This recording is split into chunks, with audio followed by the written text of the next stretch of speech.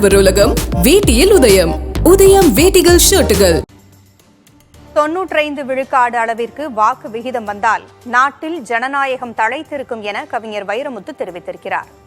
சென்னை சூளைமேட்டில் வாக்களித்த பின் புதிய தலைமுறைக்கு பேட்டியளித்த அவர் இதனை தெரிவித்தார்.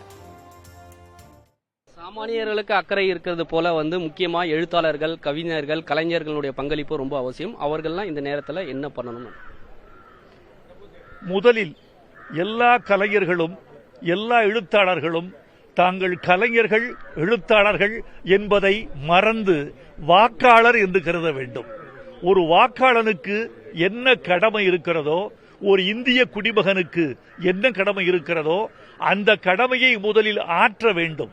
ஆற்றிவிட்டு எழுத்தாளர் என்ற முறையில், படைப்பாளர் என்கிற முறையில் சக மனிதர்களை வாக்களிக்க செய்ய ஆற்றுப்படுத்த வேண்டும். இன்னைக்கு நீங்க வாக்களிக்க வந்திருக்கிறீங்க, மக்கள் எவ்வளவு விழிப்புணர்வுடன் இந்த நாளை நம்ம பயன்படுத்திக்கணும்? அதான் பயன்படுத்தி ஒரே ஒரு செய்தி, பொதுவாக நம்முடைய வாக்கு விகிதாச்சாரம் எவ்வளவு என்பதை நீங்கள் கணக்கு போட்டு பார்க்க வேண்டும்.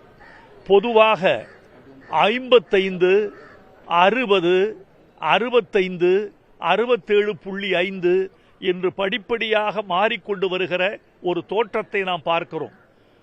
இந்திய ஜனநாயகம் முழுமையாக அமல்படுத்தப்பட்டிருக்கிறது என்று சொன்னால் 90க்கு மேல், 95 வரைக்கும் என்றைக்கு வாக்கு விகிதம் வருகிறதோ அன்றுதான் ஜனநாயகம் நாட்டில் தழைத்திருக்கிறது என்று பொருள். ஆடவர் உலகம் வேட்டியில் உதயம். உதயம் வேட்டிகள் ஷர்ட்டுகள்.